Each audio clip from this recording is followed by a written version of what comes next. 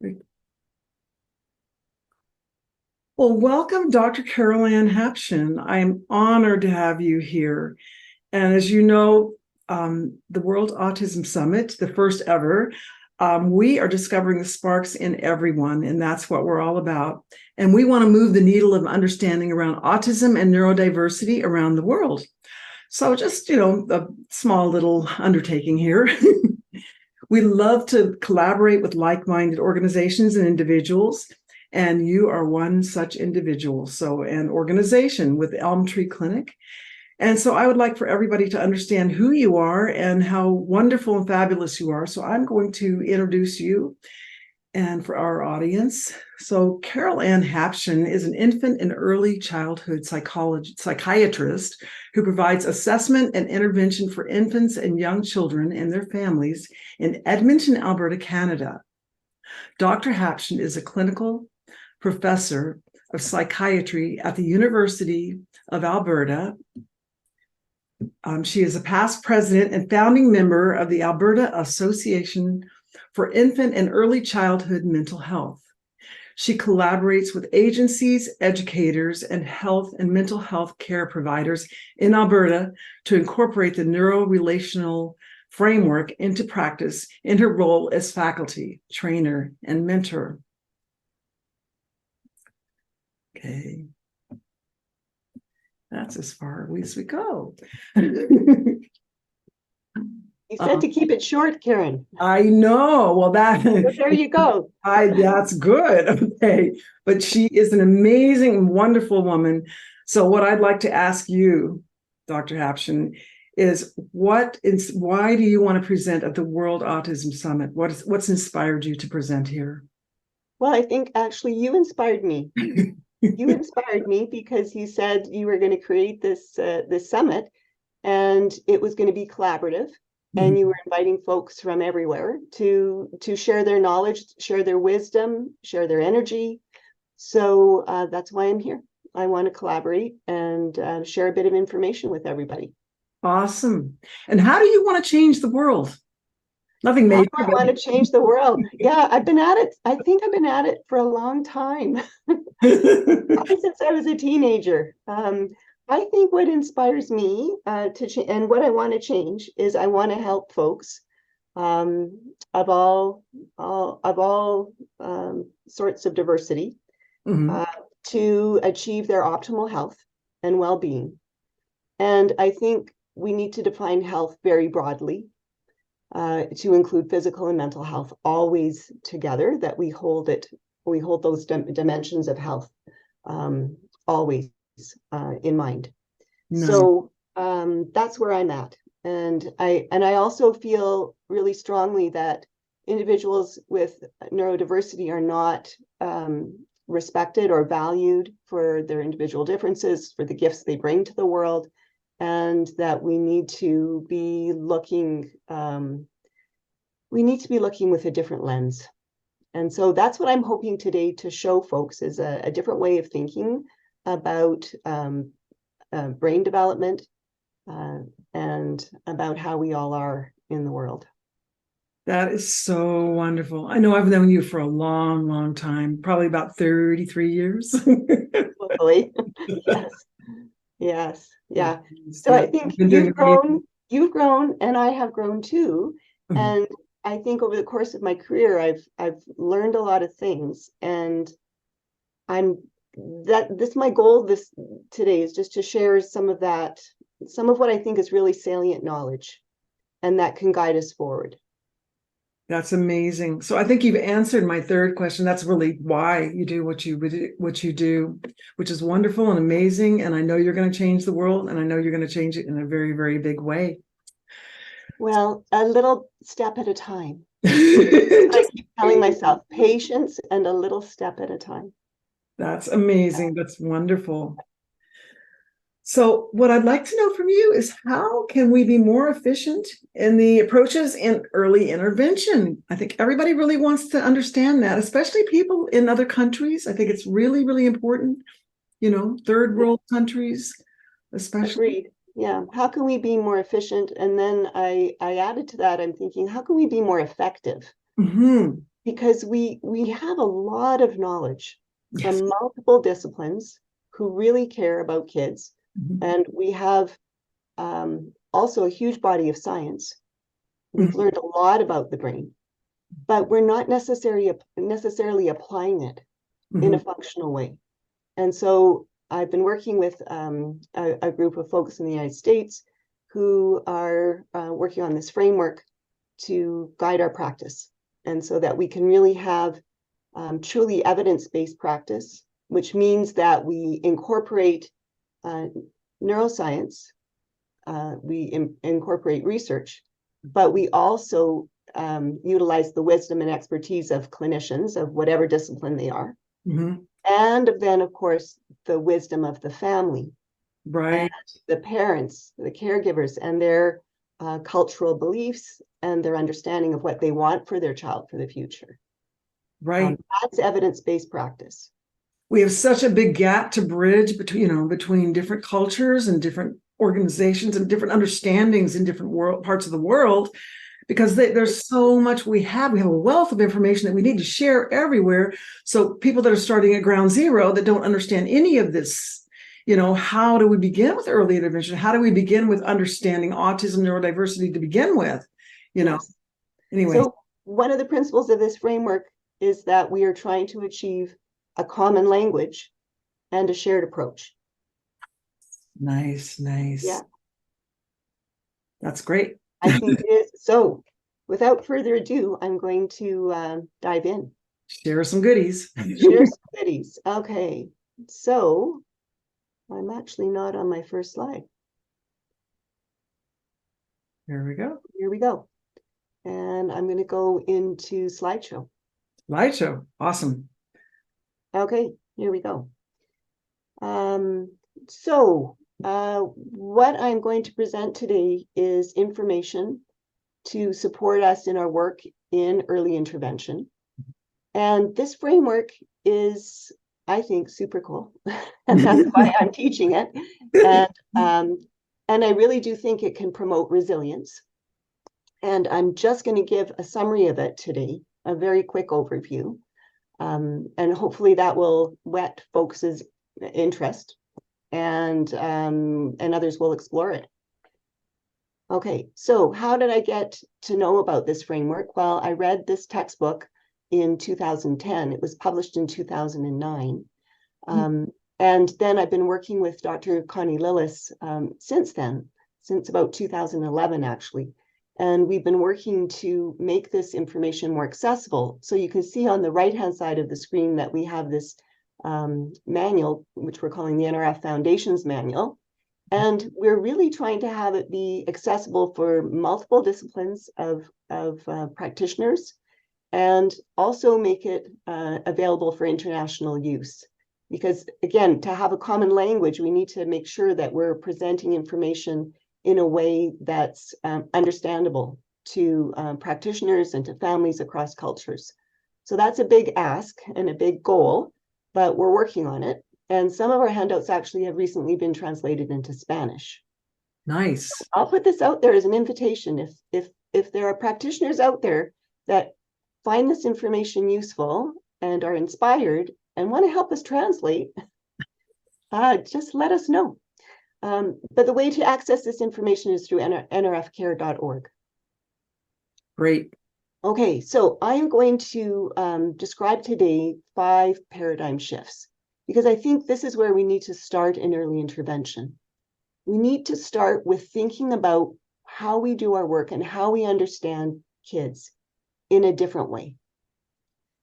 So I'm going to go through each of these paradigm shifts in detail. So, and Karen, you just ask questions as you go, because I think you're going to kind of echo and perhaps be a voice. When you ask the question, yes, you'll be a voice for our listeners who are listening to this information, right? They're going to be asking the same sort of questions as they go through, hopefully. Okay. So this handout is available on the website, and it's our one-pager describing these 5 paradigm shifts.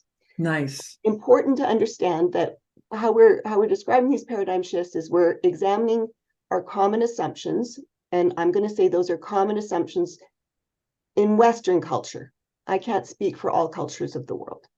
But in Western culture, we have some of these assumptions about kids and how we do our work. And so we're planting new ideas. So I'm going to talk about those. And the protective factors come from the Center for the Study of Social Policy in the United States. And it just was very cool how our paradigm shifts lined up with these protective factors of what we want to support for children's development. Okay. So I'm going to start with the first one. So the first kind of common assumption that we have is that often we look at young children's behavior through a lens of, is this child being compliant and listening to me as the adult? Are they doing what I am expecting of them or commanding or demanding them to do? And am I then, if they're not, am I then thinking that they're being non-compliant or oppositional or bad? So we put judgment on children's behavior as bad or good, depending on whether they're compliant or non-compliant. And this can get us stuck in how we're supporting children's development if we're looking at kids' behavior from this point of view. So we're wanting to shift people's minds and have them think about their child's behavior through this idea of, is my child feeling safe with me as we are together in our relationship? Is this child experiencing challenge with something that I'm presenting to them and helping them learn to do? Or is this child feeling threatened by whatever's happening in the environment around them? Either something that I'm doing as a caregiver or a teacher, or there's something in the sensory environment or some other stressor.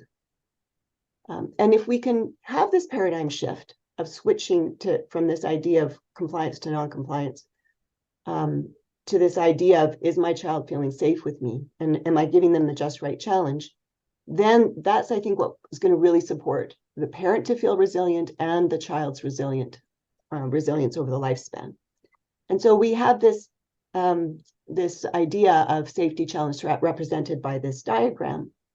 And the idea here is when we are in a state of safety and feeling that way with another person, we are connecting with that individual.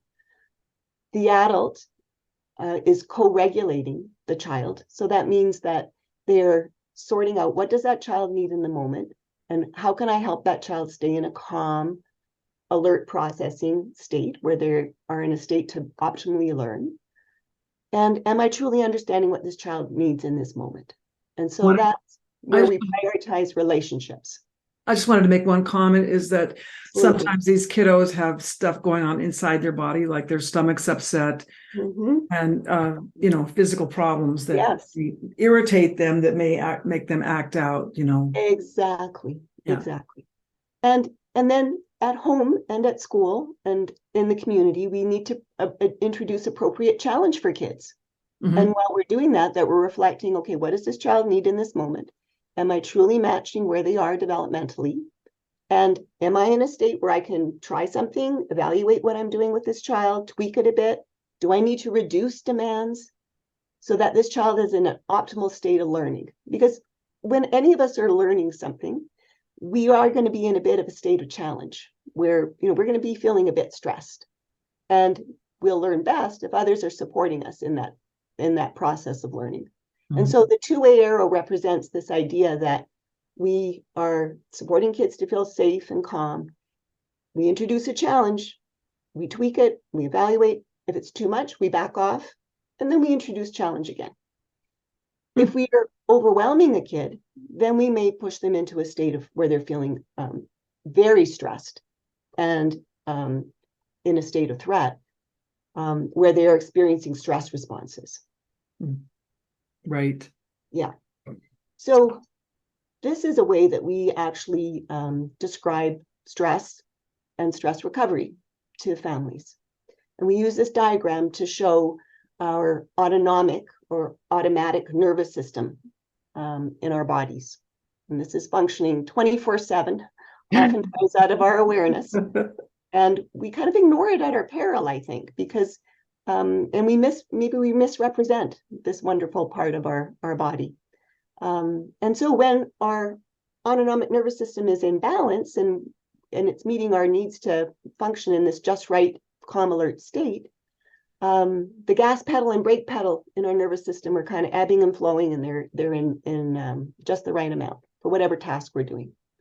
But sometimes the gas pedal goes on when we're experiencing a stressor, and we can be in a positively or negatively valent state. So we may be exuberant and flitting and frenzied when we got that gas pedal on, or we may be irritable or angry, or having a tantrum if we're a young child. The brake pedal can also go on when we're stressed, and we can withdraw and disengage and get quiet, kind of glazed over. That's the brake. And then there's also this state of where the gas and brake can be on together, where there's co-activation. And we feel this very jittery feeling in our body. We're feeling the brake kind of hold us back and it maybe even immobilize us, but the gas pedal is making our heart race, our blood pressure go up, and we can feel that energy at the same time as feeling that brake on. I feel that. And when we're in that state, we experience that kind of that spectrum of anxiety to fear to panic. Yeah. And what the foundation of maintaining our health in our nervous system, what supports us, and what we're really coming to understand through research, is that sleep is absolutely foundational to our physical and mental health. We must have good quality and quantity of sleep every night to sustain ourselves mentally and physically. And so if we have optimal, healthy sleep, then we have adaptive stress responses, perfectly healthy and adaptive to have these stress responses every day, some little bits of them. And then we recover back to that green zone. And we can be in an optimal state to do our jobs as adults, to be parents, and to function. And likewise for kids. Kids need to be in that green zone to be able to be their best at school and in activities in the community and at home with their families. So this is our way of describing the nervous system and helping us understand that behavior isn't behavior. It's about what we're seeing in the body and how we're responding to stressors throughout the day, to situations of challenge and situations where we may be overwhelmed and feeling threatened. So this is really for everybody, right? Not just the kiddo, everybody. Yes, thank you. When I describe this to parents, I say, this is E for everyone. This is me. This is me every day. This is you. Right before we got on this Zoom call, we said, well, we're both feeling a little bit nervous. I would say we were both a little bit in the combo zone. Yeah. And, the start of this interview, I don't think my words were flowing as well as I want them to, because I was in that combo zone. And that's, of course, a healthy adaptive response to this kind of challenge. We're having fun now. Yeah. And so what happens if we are in that state of threat? We can have stress responses that may be too frequent, too quick, too intense, and that's of any color. It may take us too long to recover. So our folks, our kids that are having tantrums for more than 20 minutes, that are having meltdowns, that's the other phrase that parents use, multiple times a day. Our kids who are not adjusting to transitions throughout the day, who are not habituating to typical things that need to happen throughout the day. Those are toxic stress patterns. And the most worrisome pattern is where kids are not recovering to the green zone during the day. And so we have minimal green zone every day. And what we know, we have huge body of science, decades of research to show that if kids are in toxic stress, or if adults in toxic stress, that creates wear and tear on the body and brain. And so that our physical and mental health suffers over the long term when we're in toxic stress. So this is one of my other ways that I want to change the world. Yay. I'd like to decrease toxic stress. Yes. Because it is not, we know that it's a predictor of poor health outcomes. And so how do we Yeah. decrease toxic stress for young children, because the younger that children are in toxic stress, the worse the long-term outcomes. But again, throughout the lifespan, being in toxic stress for long periods of time is not good for us. So, so this is something that this framework, one of the cool things about this framework is that it's talking about toxic stress in a very clear way, where we can actually measure. We can actually measure duration, intensity, frequency, and we can measure, the number of transitions during the day that are challenging. We can get an estimate of how much of the day a person is in the green zone, and then we can use those that data to track whether what we're doing is actually helping people. That's great. Because the goal is more green zone, better quality of sleep, and better health outcomes. And developmental outcomes, of course. And so how do we do that? That's your good. Well, how do we do that? Yes. How do we do that? Well, we need to do our second paradigm shift here. So we, again, in our culture, and we're shifting from this, we really are. And I'm so glad to see that over the course of my career. Because I grew up, maybe you did too, with this kind of understanding that the way you shape a child's behavior is through reward and punishment or consequences. Yes. And I'm out. Yeah. And behavioral strategies can be very useful. But in the context, I think, of really prioritizing what we're calling relational safety, where that's the adult is really focusing on maintaining a positive connection with the child. And that's whether you're the daycare educator, whether you're a school educator, whether you're a respite caregiver, whether you're a parent, a foster parent, whoever you are, a grandparent, you are prioritizing the relationship with that child and your connection with that child. And as I mentioned before, providing co-regulation or interactive regulation to support that child to get back to the green zone if they are stressed. And I think if we have that kind of mindset with children, then children will grow up feeling safe with people and knowing that they can reach out to others for help and connection. And that's kind of the foundation of social connection for the lifespan. And we, all of us, whether we have whatever kind of neurodiversity we have, need some social connections to maintain our health and well-being. That's great. So the message here is that we're prioritizing these ways of being with each other. And so we have this representation of qualities of engagement. You can look at these as social emotional milestones, but these ways of us being with each other are present through the lifespan. And so if we look at the bottom of this pyramid, we see the green zone. And so the first thing of two people being together is, well, are we calm together? Are we in the green zone together? And you and I started off in the combo zone together, but I think now we're really in the green zone together. Oh, yeah. And engaged. We offered each other smiles. We offered each other calming gestures and supportive facial expressions to help each other get to green. And we're maintaining that green through our back and forth, even though it's through this awkward medium of Zoom. But we're able to find this comforting contact with each other and sharing moments of joy. And that's the foundation that's the nonverbal foundation of all interactions that people have with each other. And then we build on that through development with maintaining those circles of communication, that back and forth, serve and return or reciprocity. And then we build on, and we then further expand with gestures and facial expressions and cues. And of course, with folks with neurodiversity, some of these nonverbal capacities are challenging. And we need to support that back and forth and co-regulate as best we can, and respect their needs when we are communicating. And I think still back to that, focusing on the first three milestones and qualities of engagement of green, comfort, and joy.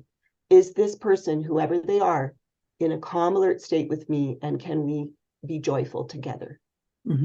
regardless of whether we get to the qualities of engagement that include verbal communication. Right. The star represents states of safety, that we are safe together. And the bottom up, the arrows represent that there's top-down qualities to how we communicate with each other, these verbal qualities, and then the nonverbal bottom up. And most of our communication is nonverbal. Well, I didn't forget that. Yeah. Did you have a thought about that paradigm shift before we move on? Oh, no, I just think it's really great. I'm enjoying the puppets on your back wall too. Yay. Yay. They keep me company every day. Yes. Yeah. Okay, so the third paradigm shift is about matching the child's neurodevelopment or the adult's where they are from a neurodevelopmental perspective. And I think sometimes we overestimate children's capacities. Sometimes we underestimate as well, but oftentimes we have our expectations are too high. Okay. And so then we have demands and kids don't comply and we're saying they're being bad, but they really can't. It's not that they won't, it's that they actually can't meet our expectations because our expectations aren't matching what they're actually capable of doing. And so here the protective factor is prioritizing knowledge of how parents do their job of being a parent and helping their child flourish, and really helping them understand what is child development about, and where is my child at, and how can I optimize their development. And so again, understanding this from this bottom up and top down perspective. What can my child do right now? And how am I matching them? So that's our third paradigm shift. Okay. This is really important messaging in schools because sometimes the expectations are not a good match. How does the person know where that is? Well, we need to have a good understanding where the child is, where they are developmentally. So thank you for the segue. Because that's our next paradigm shift. Our next paradigm shift is not going to a simple understanding of any individual. Right. And trying to think about, okay, this person is showing behavior. And so what's a simple solution for me to help that person? I think we need to shift away from our oversimplification of how we function as parents maybe, and as educators, caregivers, whatever discipline we're in and whatever sector of care we're in, to really, we use this phrase, embracing complexity. It's time. It is past time. We have the skills and knowledge as practitioners that we can relay to caregivers and that we can relay to educators to really understand kids' complexity. And you alluded to this before, that there are many factors that contribute to how a child is behaving and functioning and learning and developing. And so this is where we truly, I think, can achieve that protective factor of social, emotional competence, competence across domains of brain function, when we really understand that everyone has individual differences. And so the way that this framework organizes this idea is through this idea of the brain being organized into 4 brain networks or subnetworks.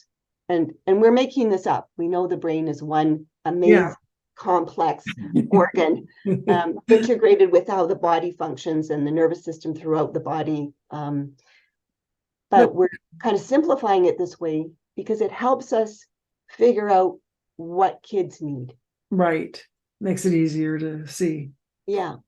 So you'd mentioned earlier, what if a kid's not feeling well? That's going to affect how they're feeling. So the first brain system kind of takes care of understanding what's going on in this child's body. And we have another brain network that organizes all our sensory, our sensory processing, how we're taking information in and how we're modulating it. Then we have a whole set of brain functions that help us with our emotions, our memories, how we make meaning of the world. And then we have another whole subnetwork, way more complex than what I'm describing here, but that organizes our movements, our thinking, and how we adapt to the world around us. Yes, that could be a big one. Yeah. And 2 of these brain systems are more kind of bottom up, and 2 are more top down. So bottom up, nonverbal, top down, more verbal components. 2 more oriented towards our inside world, and 2 more oriented towards our adaptation to the outside world. So our 5th paradigm shift is this idea of us collaborating.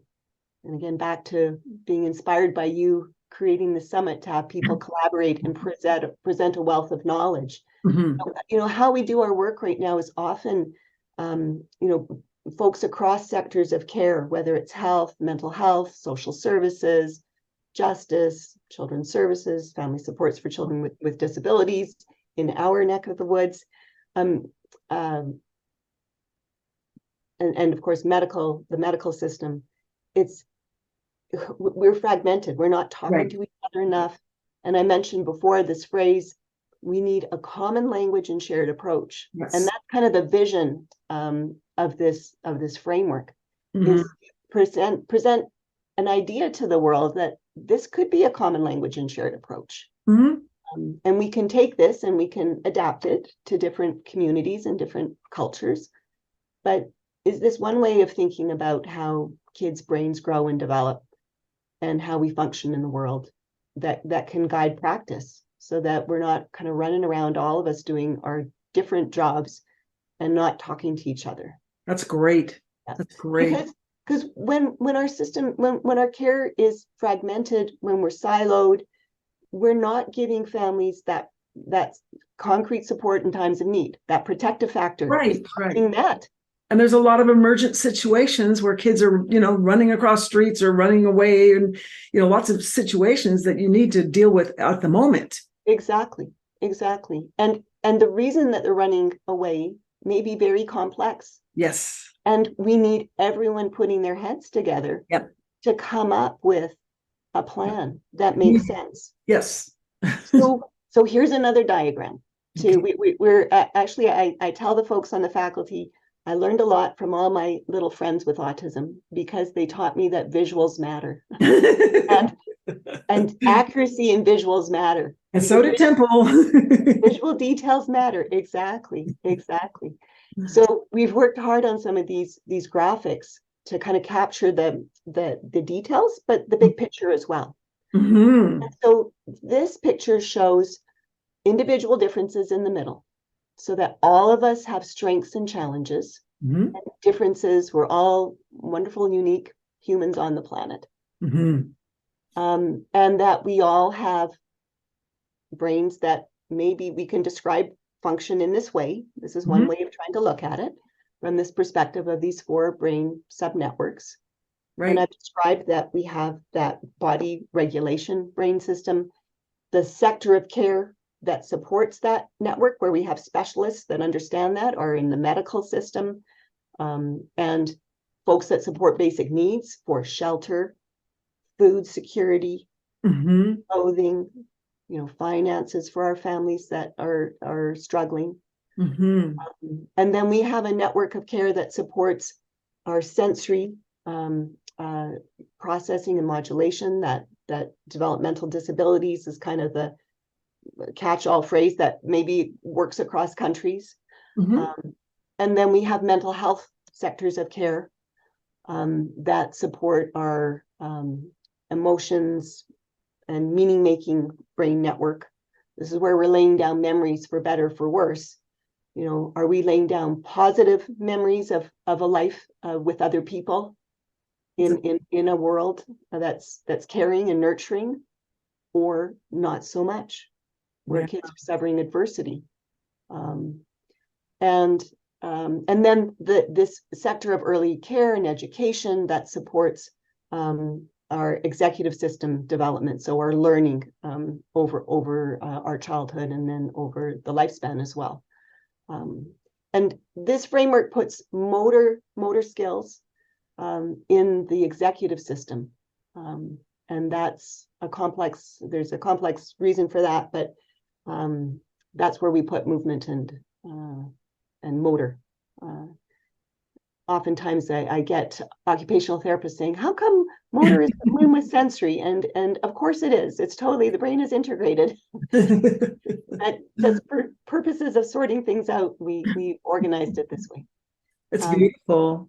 Yeah. Very thought out. So, when I show this to practitioners, I say, we all have, we actually have a diagram that shows, who's who in the zoo, is what I describe, all, different disciplines and how we all map onto this. But the importance is that the message, take-home messages, is how do we help families understand why are your different helpers important? What are they supposed to be focusing on? And how do we take the burden off of families? Because families are often the ones trying to coordinate everybody and getting everyone to collaborate. Mm-hmm. And what we're saying in this framework is, no. Practitioners should be self-organizing and supporting the family and collaborating, and not having the parent trying to organize them and relay messages back and forth. Yeah. You may have memories of doing that. Yes, of the past 33 years. That's right. Yeah. So the idea here is that we want to, through using this framework, we can really provide more customized care. And this kind of fits with this whole ethic of precision care in medicine, this idea that we're supposed to be really being more focused on an individual's profile and their needs. So customized care, really understanding the whole of an individual. And then this idea of organizing systems of care and organizing practitioners to truly collaborate.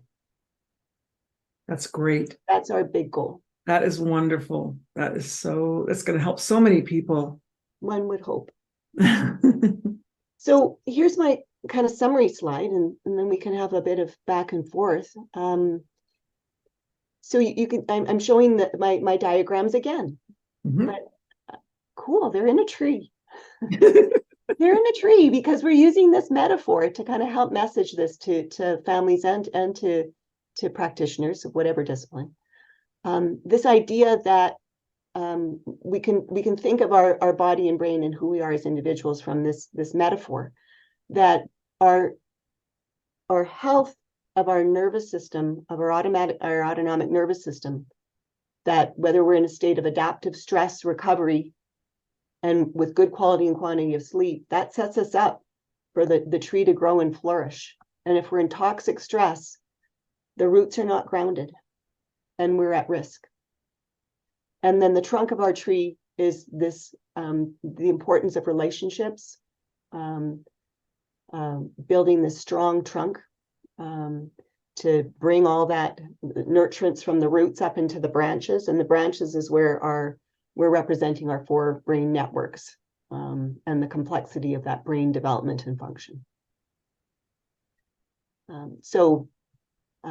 This handout and all the other ones that I've shown are on our website. And we have what we're calling a free starter kit, so that these handouts are available for anyone. And as I said, we're translating some of them into Spanish, and we're hoping to have them in more languages as well. And we also have short videos that go with each one. Each handout on the backside has an explanation. And then if folks want to dive deeper, then we have the manual available as well. And our institute is the goal is to it's not a for-profit kind of institute. It's a social enterprise company. The idea here is that funds are going to be used for research and to support education and training. We're none of us profiting from this. My work for the Neurorelational Framework is all volunteers, so as are the rest of the faculty. So we're just trying to promote this knowledge as best we can, as we think there is huge value.